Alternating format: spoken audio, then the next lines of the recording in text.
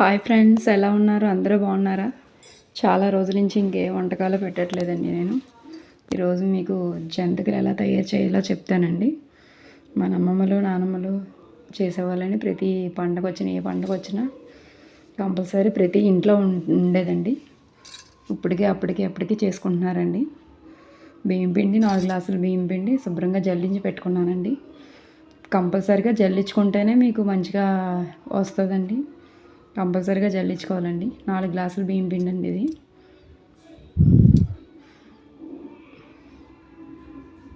ఒక కప్పు శనగపిండి అండి.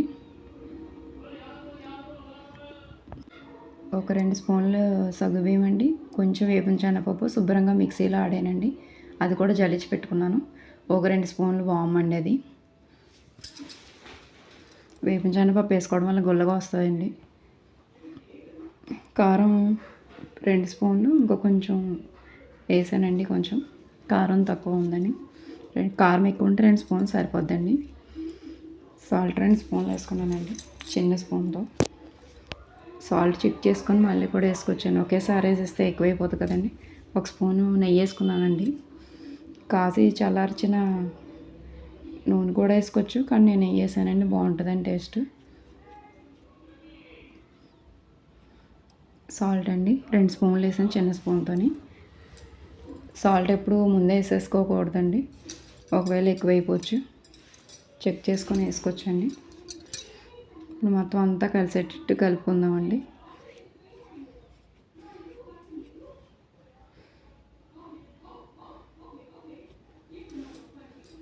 చిటికెడు పసుపు కూడా వేసుకోవచ్చండి కలర్ కోసం.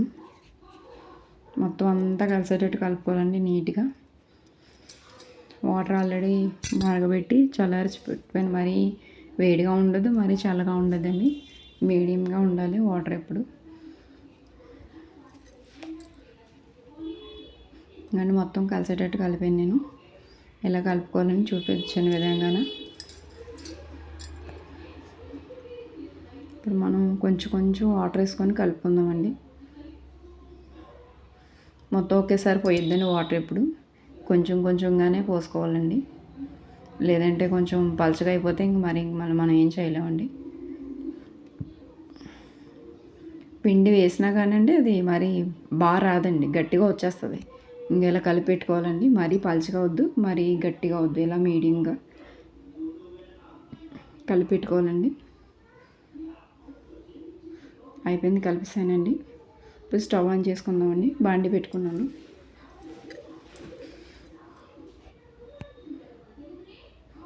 ఆయిల్ పోస్తున్నానండి.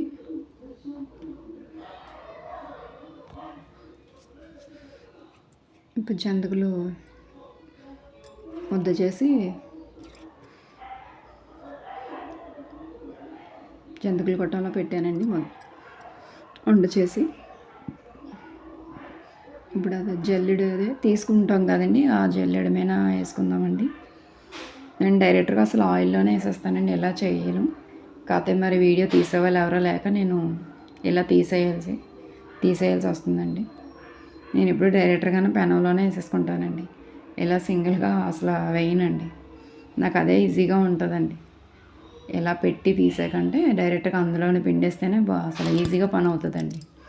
ఇంకొండ ఒక ప్లేట్లో పిండిను, ఒకటేమో తీసుకునే దాని మీద మూకుడు మీద పిండానండి.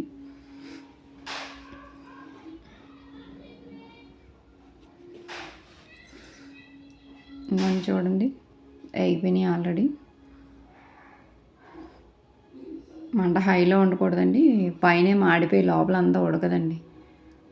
కొంచెం హైలో పెట్టి కొంచెం సేపు అయ్యాక సిమ్లో పెడితే ఇలాగ చూడండి చక్కగా వేగినాయి. తీసి పక్కన పెట్టుకొని మళ్ళీ వేసుకుందామండి.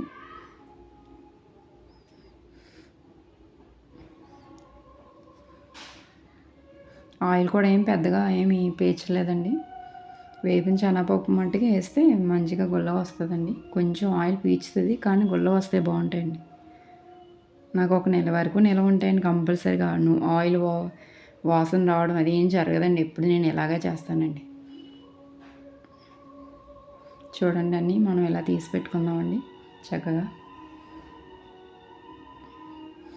ఎప్పుడు పండగకనే కాదండి, ఎప్పుడు సింపుల్గా ఇంట్లో ఎప్పుడు కావాలంటే అప్పుడే మా పిల్లలు చేస్తూ ఉంటాను నేను. ఇంకోండి ప్లేట్ మీద ఎలా తిప్పానండి.